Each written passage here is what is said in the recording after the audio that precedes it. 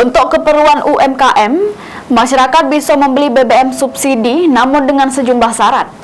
Polda Sumsel pasti keawasi ketat penyaluran terkait maraknya penyalahgunaan BBM subsidi khususnya di SPBU.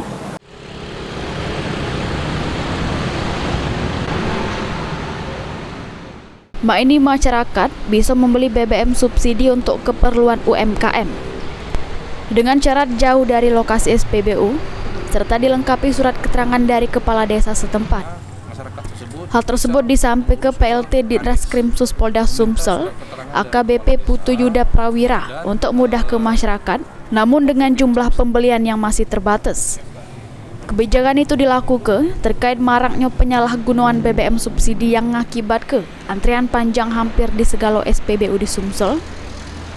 Polda Sumsel juga bakal ngawasi ketat distribusinya dengan cara pemeriksaan secara masif di SPBU atas indikasi keterlibatan petugas SPBU juru penyaluran BBM subsidi yang disalahgunakan.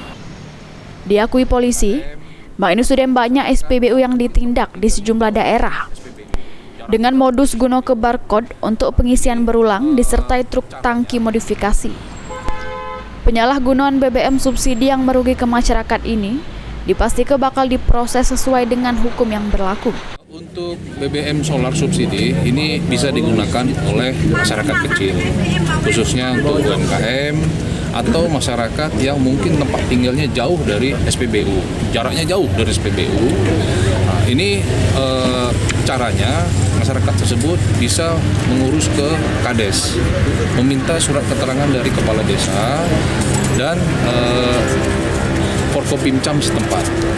Jadi memang betul minyak itu digunakan untuk masyarakat kecil, kemudian memang betul minyak itu digunakan untuk UMKM, usaha-usaha kecil, seperti yang menggunakan BBM solar, itu bisa digunakan atau bisa dibeli di SPBU.